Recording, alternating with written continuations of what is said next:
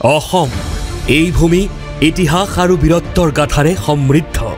মহাবীৰ লাচিত বৰফুকনৰ দৰে এজন মহান যোদ্ধা আৰু তেওঁৰ অদম্য বীৰত্ব আৰু ৰাষ্ট্ৰৰ প্ৰতি থকা তেওঁৰ নিষ্ঠাৰ প্ৰতি সন্মান জনাই অসম আৰক্ষীক উৎসৰ্গিত কৰা হৈছে লাচিত বৰফুকন পুলিচ একাডেমী।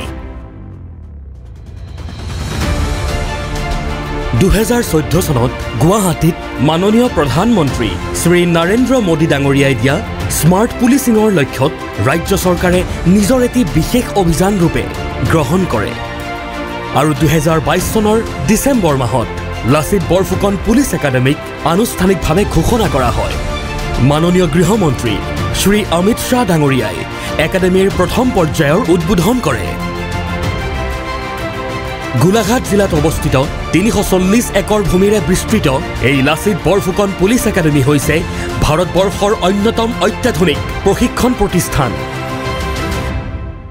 এই প্ৰতিষ্ঠানখনক দক্ষ আৰু স্মাৰ্ট পুলিচ বিষয়াৰ প্ৰশিক্ষণ প্ৰদান কৰাৰ বাবে উৎসৰ্গিত কৰা হৈছে।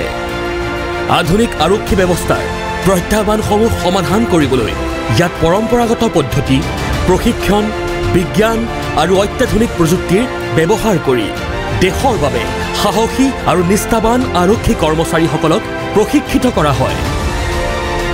বৰ্তমান পৰ্যন্ত ইয়াত প্ৰায় 21,000 অসম আৰক্ষী আৰু অসম বনৰক্ষীক প্ৰশিক্ষিত কৰা হৈছে। উচ্চ তথা গুণগত মানৰ বাবে ইয়াত কেৱল অসম আৰক্ষীকে নহয়, গোৱা আৰক্ষীৰ 700 জন আৰু মণিপুৰ আৰক্ষীৰ প্ৰায় 2000 জন কৰ্মচাৰীকো প্ৰশিক্ষণ প্ৰদান কৰা হৈছে। এয়া হৈছে একতা আৰু গুণগত মানৰ এক উৎকৃষ্ট উদাহৰণ। ইয়াৰ উপৰি অনুপ্ৰেৰণাৰ উৎস হিচাপে এই একাডেমীত পাছিং আউট পেৰেড আৰু অন্যান্য অনুষ্ঠান আয়োজিত কৰা হয়। মাননীয় কেন্দ্ৰীয় গৃহমন্ত্ৰী ডাঙৰীয়াৰ লক্ষ্য হৈছে আমাৰ দেশৰ বাবে এক সমৰ্পিত, শক্তিশালী তথা কাৰিকৰীভাৱে সক্ষম আৰক্ষী বাহিনী গঠন কৰা, যি আৰক্ষী বাহিনীয়ে কাৰ্যকৰীভাৱে আইন শৃংখলা বজাই ৰখাত সহায় কৰে। এই ধাৰণাসমূহৰ দ্বাৰা অনুপ্ৰাণিত হৈ তথা অসমৰ মাননীয় মুখ্যমন্ত্ৰী ডক্টৰ হিমন্ত বিশ্ব শৰ্মাদেৱৰ প্ৰচেষ্টাত লাচিত বৰফুকন পুলিচ একাডেমীক এক অত্যাধুনিক প্ৰশিক্ষণ প্ৰতিষ্ঠান হিচাপে বিকশিত কৰা হৈছে। লাচিত বৰফুকন পুলিচ একাডেমী হৈছে সাহসিকতাৰ এক অন্যতম প্ৰতীক। তথ্য আৰু জনসংযোগ সঞ্চালকালয় অসমৰ দ্বাৰা প্ৰচাৰিত।